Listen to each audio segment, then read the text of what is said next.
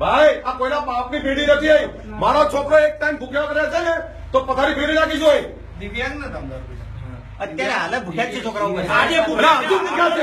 બીજી વાત કહું ભાઈ, અત્યારે કેમ ભૂખ્યા છે? ચાલ દિવ્યાંગ તારે દિવ્યાંગ વાત આ કરો. માટે દીપક સર લાગણી છે કે નહીં? અરે ભાઈ કોઈ કામની વાત નથી ભાઈ. આની બાપની વાત કરો ને ભાઈ. એક મિનિટ, બોલવા માંગો, બોલો. એક મિનિટ. અત્યારે ભૂખ્યા છો ને તમે? એક મિનિટ. અત્યારનો જવાબ આપો. અત્યારે ભૂખ્યા છે. અત્યારે ભૂખ્યા છે. ચાલ બોલ. અત્યારનો ભૂખ્યા છે. એક મિનિટ. ભાઈ, એક મિનિટ. અત્યારે કેમ ભૂખ્યા છે? ચલો ભાઈ. એક મિનિટ. અરે ભાઈ, એક મિનિટ. અત્યારે કેમ ભૂખ્યા છે? ચાલ જવાબ આપ. સીસીટીવી ફૂટેજ છે તારી જોડે? અત્યારે કેમ ભૂખ્યા છે? એનો જવાબ આપ. કેમ છે? અત્યારે ભૂખ્યા છે એના માટે હું જવાબદાર છું, તો નરેન્દ્રસિંહ. કોણ ગૃહપતિ અહીંયા હું છું અહીંયા. હા. કોણ જવાબદાર કહેવાય? રસોઈ લેવા મોકલ્યા મારા અહીંયા નતું બનાવ્યું એટલે લેવા મોકલ્યા. કોને મોકલ્યા છે? અમે મોકલ્યા છે લેવા જમવાનું. ભાઈ જમવાનું લેવા અમે મોકલ્યા છે. કેટલા વાગ્યા? ટાઈમ જુઓ તમારો. કેટલા વાગ્યા? તમારું બાળક એ વાગે. તમે જમ્યા? એમાં હું અહીંયા સાયકોડો છું યાર મારા. અરે ભાઈ વાલા, એ બધી વાત છોડો. તમે જમ્યા?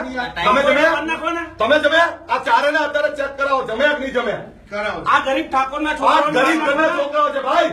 તમે ગરીબ ઘરના છોકરાઓને અહીંયા માન ના મળે, અહીંયા એમને જમવાનું ના મળે, અહીંયા વ્યવસ્થિત એમને એજ્યુકેશન તમે ના આપો.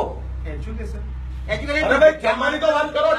અત્યારે નહીં તમે જવાબ આપી દો. ચલો આ થર થર કાપે છે હું છે ને બચારા છેલ્લા 1 વર્ષથી નહીં આવતો. કારણ મારે છે ને કોઈ વસ્તુમાં ઇન્ટરફિયર નહીં થવું, પણ મારા છોકરાઓ ભૂખ્યા રહે. આ વસ્તુ દીપકલાલ નહીં ચલાવેલું. હું મેનેજિંગ ટ્રસ્ટી આ રે મેનેજિંગ ટ્રસ્ટી. શું કહો છો તમે સંજયભાઈ? પૂછવું તો જોઈએ ને ખાલી. આના માટે જવાબદાર કોણ? 2 મિનિટ મને એકલાને બોલવા દો. કોણ જવાબદાર? પૈસા અમને તો ગૃહપતિ કહેતા પૈસા અમે આપીએ છીએ. અને એમાં એમને પૂછો. છેલ્લા 3 મહિનાથી નરેન્દ્રસિંહને પૈસા આપણે આપેલા છે. જ્યારે જ્યારે કહેતા.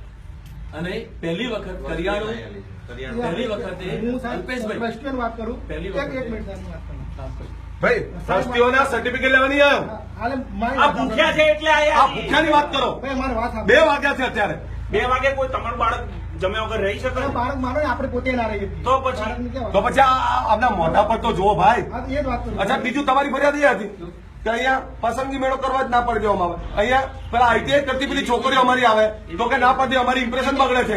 ઠાકોર સમાજને જગ્યામાં ઠાકોર સમાજ આવવાથી ઇમ્પ્રેશન બગડે. અલ્પેશભાઈ પણ એવી કોઈ અમે ફરિયાદ કરી નથી. ફરિયાદ અરે નહીં. તમારી સામેની ફરિયાદ છે અમારી. આ અમારી પેલી બહેનો આવતી હતી આઈટીઆઈ કરનારી, એમની ફરિયાદ હું વારંવાર મને કહેવામાં આવ્યું નતો આવતો. સંજયભાઈ બહુ ક્લિયર કહી દઉં તમને, લાસ્ટ એન્ડ ફાઇનલ વોર્નિંગ.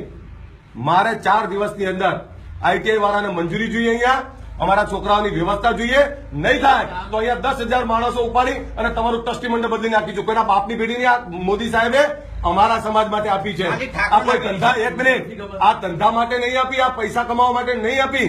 આ મારા ગરીબ છોકરાઓ ભણે, મારા છોકરાઓ ડોક્ટર એન્જિનિયર બને એના માટે આપી છે. ખાવા નહીં મળે તો શું બનશે આ છોકરાઓ?